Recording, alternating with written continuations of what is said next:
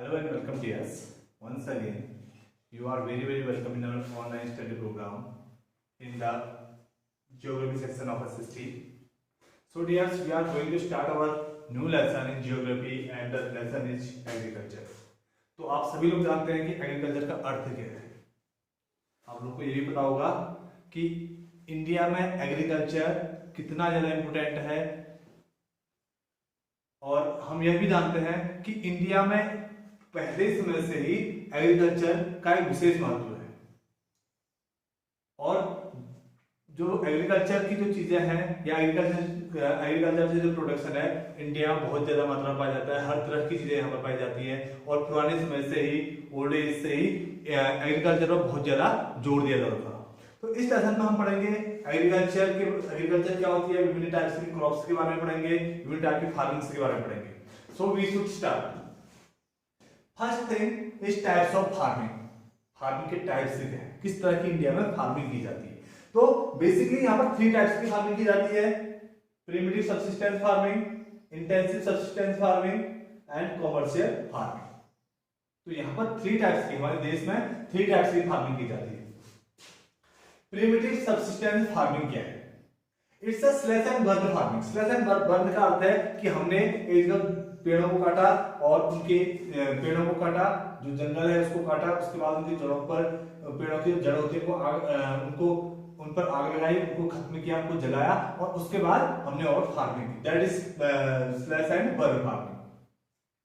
Second one, done with primitive tools. और यह पुराने टूल्स में जैसे बैलों और हल के द्वारा जाता था, तो आज भी जो जाता है. बहुत सारी जगहों पर आप देखेंगे कि इस तरह की हम जो फार्मिंग करते हैं तो डन विद प्रिमिटिव टूल्स. इसका अर्थ है कि यह आज भी पुराने औजारों से इस तरह की खेती की जाती है. Depends upon monsoon.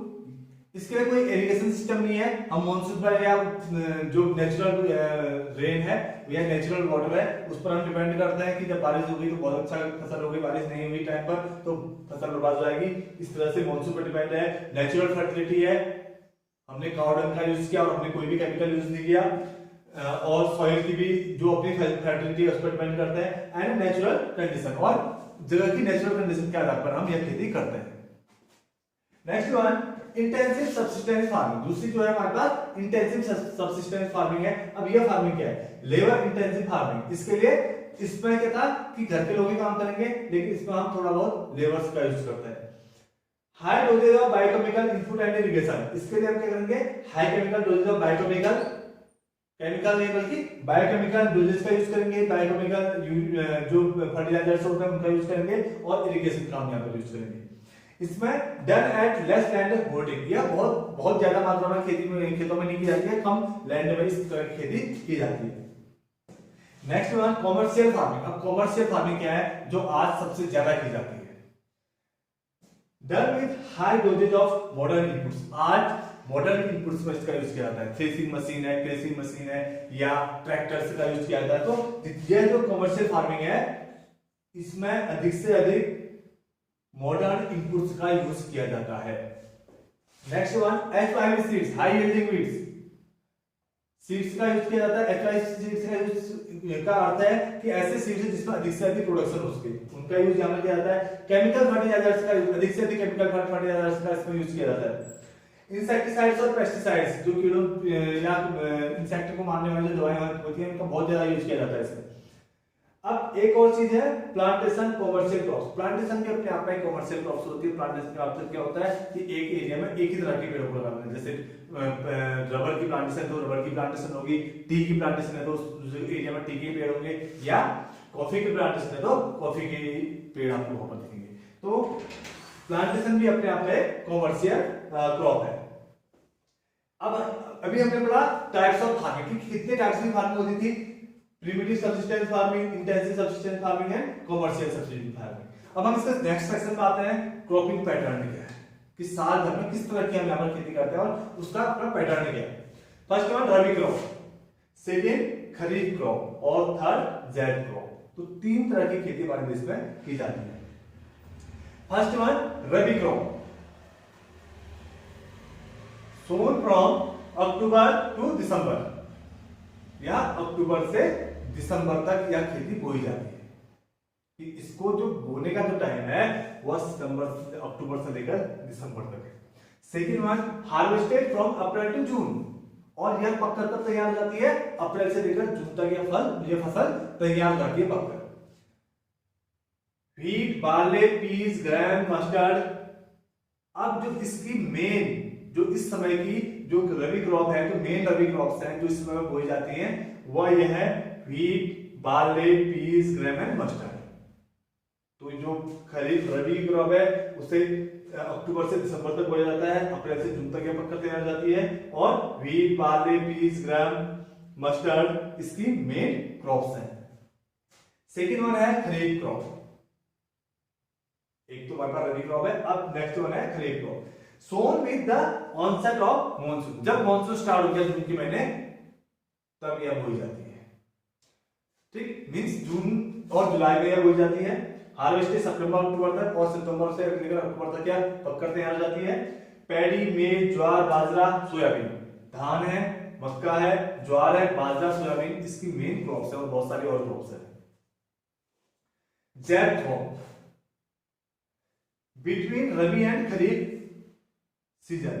अब रबी की सीजन पक्कर कर चुकी है, खत्म हो चुकी है, और किस पर टाइम है? अभी खरीफ की सीजन को बोने का टाइम, बोने में अभी थोड़ा सा टाइम है, 2 महीने का जो टाइम मिलता है अप्रैल से लेकर जून तक का, उस समय की जो क्रॉप होगी वो ज़ैद की क्रॉप होगी। अप्रैल में आपने रबी के क्रॉप को काट दिया है, और लेकिन खरीफ की क्रॉप को बोने का भी टाइम नहीं है, तो उस छोटे से टाइम पर जो फसल बोई जाती है, जो फसल 2 महीने में तैयार हो जाती है, वो कहलाती है zaid crop. Between rabi and kharif season में यह होती है। ड्यूरिंग समर मंथ्स, और समर के मंथ्स में होती है अप्रैल में, मई में, जून में यह फसल तैयार, उसे बोया तभी जाता है और ये कटकर तभी तैयार हो जाती है। इसके जो मेन क्रॉप्स हैं वाटरमेलन, मस्कमेलन, कुकुम्बर, यानी वाटरमेलन हो गया, मस्कमेलन हो गया, कुकुम्बर जो है इसके मेन क्रॉप्स हैं। अब हम पढ़ेंगे मेजर क्रॉप्स के बारे में।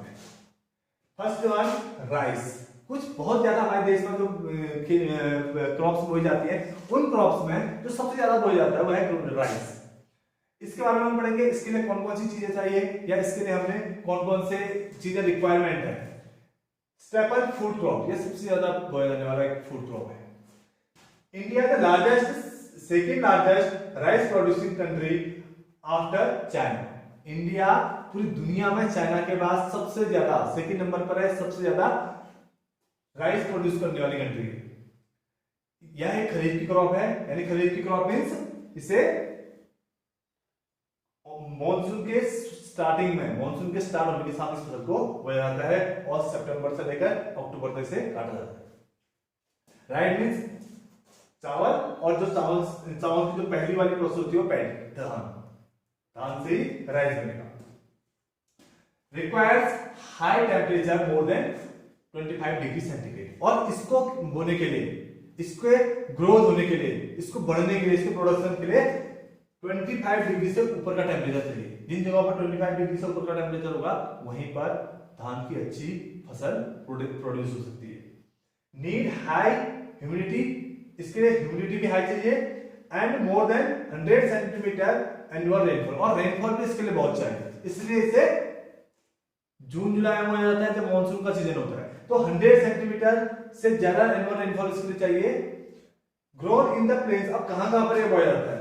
नॉर्थ ईस्ट इंडिया में, नॉर्थ इंडिया में यानी यूपी में, नॉर्थ ईस्ट के जो सेवन स्टेट्स है वहां पर, एंड कोस्टल इंडिया में जैसे तमिलनाडु है, उड़ीसा है, यहाँ पे बोया जाता है, एंड द डेल्टा रीजन, और डेल्टा वाले जैसे गंगा और भागीरथी का जो क्या है, गंगा और ब्रह्मपुत्र का जो डेल्टा है पश्चिम वेस्ट बंगाल में, वहां पर भी से बोया जाता है। So dears, watch the video very carefully and make notes based on the video. Thanks. Have a nice day.